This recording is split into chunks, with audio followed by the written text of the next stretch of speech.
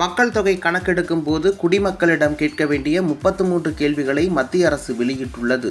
மக்கள் தொகை கணக்கெடுப்பு அறிவிப்பை கடந்த ஜூன் மாதம் மத்திய அரசு வெளியிட்டுள்ளது. 2 கட்டங்களாக இந்த கணக்கெடுப்பு பணி நடைபெறுகிறது. வீடுகள் பட்டியலிடுதல் மற்றும் வீடுகள் கணக்கெடுப்பு பணியை தொடர்ந்து 2027ஆம் ஆண்டு பிப்ரவரி மாதம் மக்கள் தொகை கணக்கெடுப்பு நடத்தப்பட உள்ளது. இந்த கணக்கெடுப்புடன் ஜாதிவாரி கணக்கெடுப்பும் சேர்த்து நடத்தப்பட உள்ளது.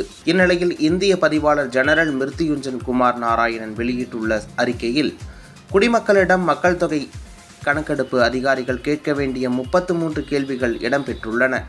அதன்படி குடிமக்கள் வசிக்கும் வீடுகளின் உரிமையாளர்கள், அதன் பயன்பாடு, வீட்டின் தரை மற்றும் சுவர் கட்டிடத்திற்கு பயன்படுத்தப்பட்ட பொருட்கள், வீட்டின் தலைமையாளரின் பாலினம், கட்டிடத்தில் வசிப்பவர்களின் எண்ணிக்கை, வீட்டு எண், வீட்டு உரிமையாளர் பட்டியலினமா அல்லது பழங்குடியினரா அல்லது பிற சமூகத்தைச் சேர்ந்தவரா என்பதை கேட்டறிய வேண்டும்.